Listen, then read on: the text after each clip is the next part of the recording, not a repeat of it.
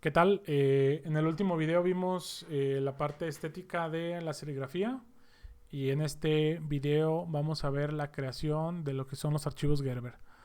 Para esto es muy sencillo, lo único que tenemos que hacer es nos vamos a esta herramienta que dice procesador CAM, ¿sí? O CAM Processor, y básicamente la verdad es que las últimas versiones de Eagle lo ha simplificado de una manera increíblemente fácil. Antes la verdad es que podías como bajar scripts, pero tenías que seleccionar. O sea, por ejemplo, tú decías qué capas iban a generar una capa física en la PCB. ¿Sí? Por ejemplo, la capa top copper, ¿qué capas corresponde desde el punto de vista de diseño? O sea, es la capa de cobre superior. Entonces, en este caso, el sistema propone la capa top, que es la de top, la de ruteo top. Luego la capa de pads, porque sí la necesitamos, porque fíjense, si ponemos solamente la capa de top, pues nos hacen falta los pads, ¿no? O sea, los pads también son importantes y también las vías, de hecho, son importantes. O sea, todo eso incluye la región de la capa física de cobre, ¿sí? Entonces, bueno, ahí pues ya me lo está resolviendo ¿no? En bottom copper me pone pad vías y también, pero ahora bottom. Profile me da como el outline, ¿sí? O el perímetro de la PCB. Y aquí, por ejemplo, la región del USB me la pone desde el perímetro, pero esto pudiera ser también perforaciones, dependiendo cómo lo quieran ver. ¿Sí? Aquí porque ya estaba de biblioteca, ¿no? Entonces yo lo dejé así. Y luego solder mask top, que son los negativos de los pads y de las vías, ¿no? ¿Sí? Si se fijan, pues creo que queda bastante... Déjenme ver si lo puedo hacer grande. Ajá, sí, de hecho sí. Lo voy a hacer lo más grande. De hecho creo que lo puedo hacer así. Ahí está. Entonces ahí, por ejemplo, top copper, ¿sí? Bottom copper, profile, solder mask y luego solder mask bottom, que nada más tenemos el componente pero tenemos todas las vías. Ojo, no hemos hablado bueno, no vamos a hablar tanto de procesos de manufactura, pero tenemos el stencil, que el stencil es con el que pones la pasta para que se pueda soldar el componente. No es lo mismo el stencil que la capa bottom stop, ¿sí?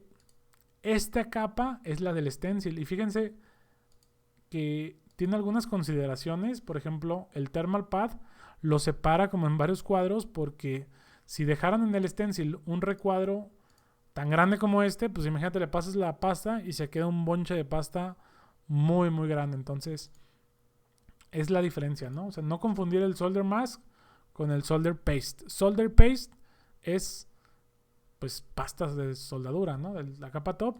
Y en la capa bottom solo tenemos el componente que es el único que se solda, ¿no? Entonces aquí pues solo ese. Y luego tenemos la capa de silk screen. Aquí, por ejemplo, aquí me gusta. De hecho, fíjense que sí se está viendo estos como valores de del ¿cómo se dice? Del de las letras más anchas. Pero bueno, lo voy a revisar. Esto normalmente es el ratio, pero pues, al parecer no me lo está tomando. De todos modos, esto que se ve un poco más ancho, pues realmente no me genera mucho conflicto, ¿no? Y la capa inferior, que viene siendo el logotipo y el componente, ¿no? Eh, bueno, los drills, que pues aquí no me muestra la capa de los drills, pero bueno, ahorita vamos a ver cómo la podemos ver, ¿no? Y tenemos otros elementos extras, ¿no? De hecho, yo puedo crear, por ejemplo, capas nuevas, ¿sí? Y crear mis configuraciones, ¿no? Por ejemplo, eh, si yo quisiera, déjenme ver aquí, déjenme ver, porque en la capa top sí me generó Ok, también algo que tengo que revisar es que en la capa top me está generando el formato circular de acuerdo al DRC como lo había definido, y en la capa bottom me lo está manteniendo. Sí, es que aquí, bueno, hay que ponerle en las dos, ¿no? Ahí está. Entonces, y fíjense, aquí sí ya me está mostrando el ratio. Vamos a ponerle, sí, de hecho no sé por qué Me lo volvió a poner. Ahí está. ¿Sí? Ok. Vamos a poner todas otra vez. Vamos a ver el ratio.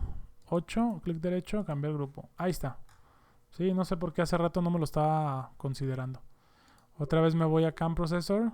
Me dice cambiar algunos parámetros. Le digo que sí, no hay problema. Y vamos a ver. Top Silk Screen. Ahí está. ¿Sí?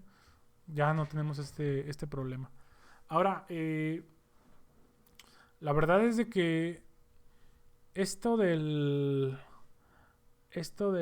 perímetro del chip pues no me gusta mucho, pero bueno, esto ya es de biblioteca. Y esto de los transistores, pues también. Pero no se va a ver mucho porque al final van a tener los componentes ahí montados, entonces no hay ningún problema.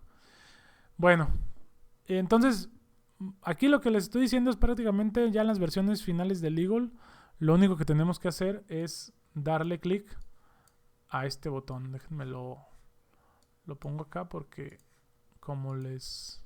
Ahí está. Como les aparece con la cámara. Process Job. ¿Sí? Y aquí, por ejemplo, voy a crear una carpeta que se llame Gerber. ¿Sí? Le doy Enter.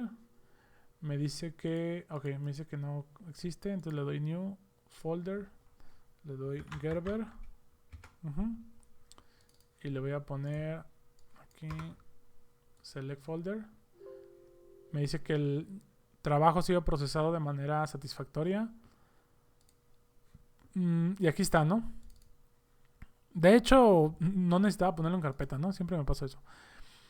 Aprovechando aquí que estoy viendo los historiales, cada determinado tiempo Eagle me genera como estos número o hashtag número de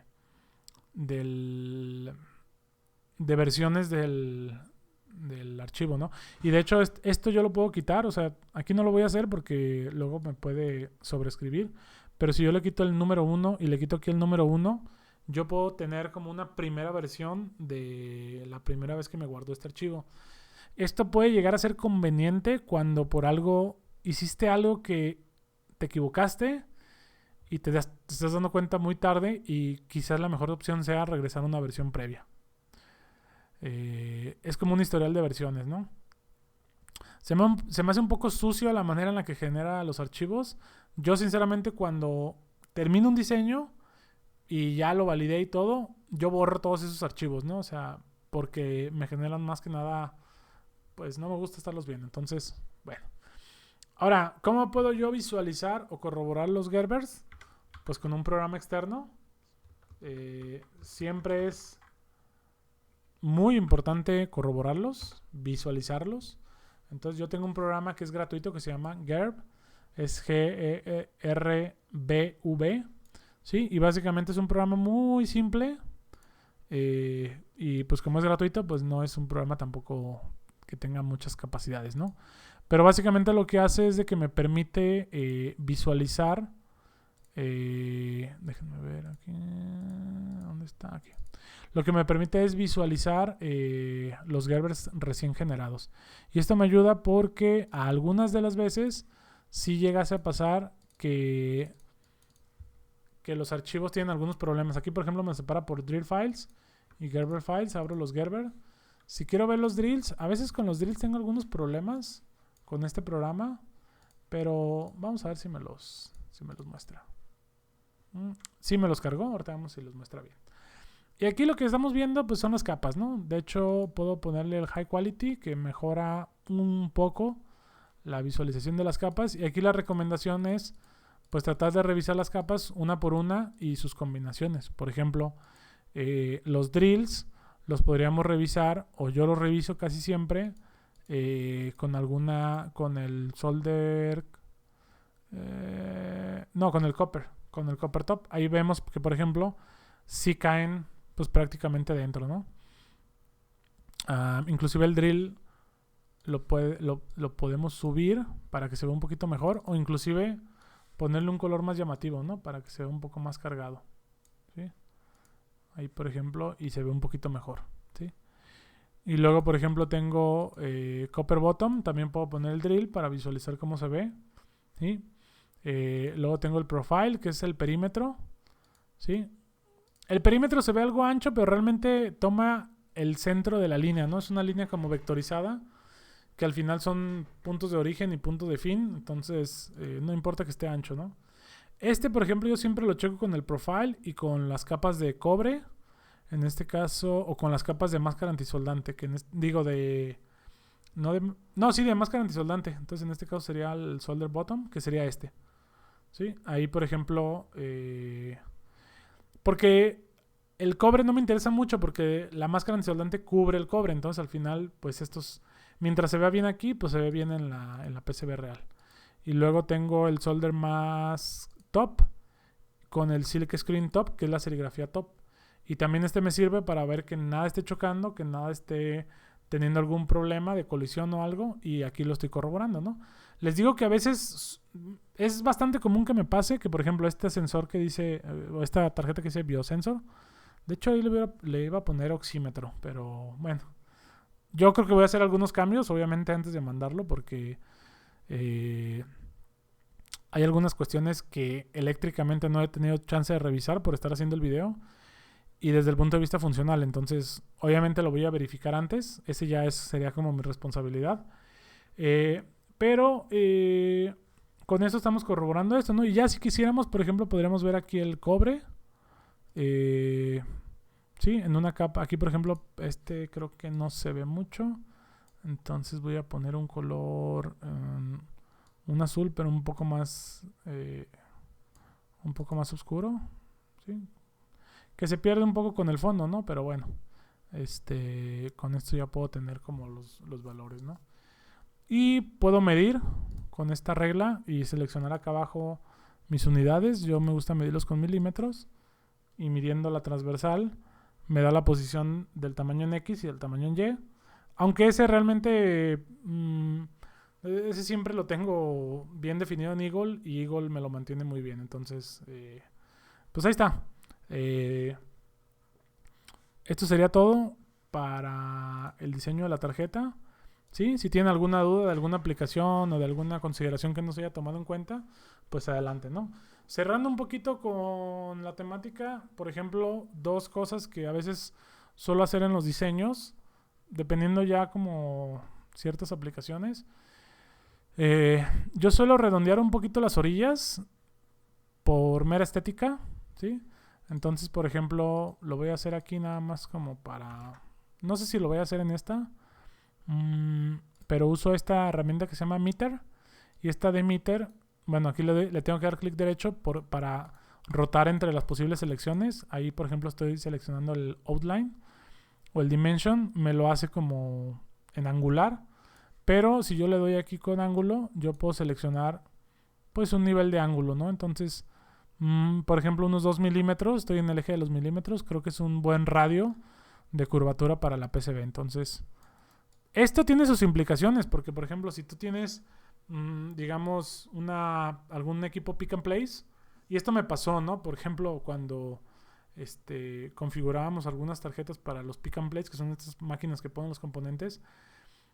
El origen, si no lo pones... Normalmente los pick and plates tienen como un tope mecánico, que es básicamente una escuadra, en donde tú agarras tu tarjeta PCB y tú la pones y la apoyas en ese tope. Me pasó que uno de mis primeros diseños, cuando estuve trabajando con máquinas pick and place, que yo les ponía esto, me pasó de que pues se lo puse y el origen se pierde, porque no tienes un punto de agarre. Entonces, a veces conviene y a veces no, ¿no? O a veces, por ejemplo, si lo quiero hacer, lo hago panelizado, o sea, lo dejo panelizado, y el panel tiene el origen y están montadas las tarjetas. Ahorita no tengo una panelizada, pero sí mantienen como esa curvatura, pero al final se arrancan del panel y ya se puede como considerar. Pues ya son cuestiones ya muy específicas, ¿no? Aquí lo voy a hacer también con ¿sí? Y por último lo voy a hacer con ¿okay? Aquí el cero, por ejemplo, casi se recorta, ¿no? Vuelvo a llamar mi Rasnets para que el plano se ajuste. Y también algo que suelo hacer, aquí el plano no necesito recortarlo, porque básicamente, déjenme mando el plano azul también, digo el bottom. No necesito recortarlo porque pues el plano se adapta, ¿no? O sea, inclusive yo el plano lo pude haber hecho de todo el área, pero se acota al dimension. Otra cosa que hago es que pongo orificios de perforación. Y para esto mando a llamar herramienta que se llama hole. ¿Sí? Y para montaje de tornillo yo uso los tornillos M3, que es el tamaño... Bueno, es como el formato de la rosca. Pero me parece que son 3 milímetros de... O creo que tiene que ver también con la forma de la rosca. Pero bueno, son los que normalmente yo compro. Entonces yo pongo perforaciones de 0.3... No, 3 milímetros, no 0.3. 3 milímetros o 3 milímetros si quiero que quede súper justo, o 3.2 milímetros si quiero que quede algo holgado. Aquí la verdad es que por el tamaño de la tarjeta pues estamos prácticamente fuera de la posibilidad de poner un orificio de montaje, pero si lo quisieran hacer pues ahí lo pongo, ¿no? O sea, pero simplemente también no es práctico dejar esta... Bueno, ahí lo voy a dejar otra vez. No es práctico dejar... déjenme cargo el plano, ajá.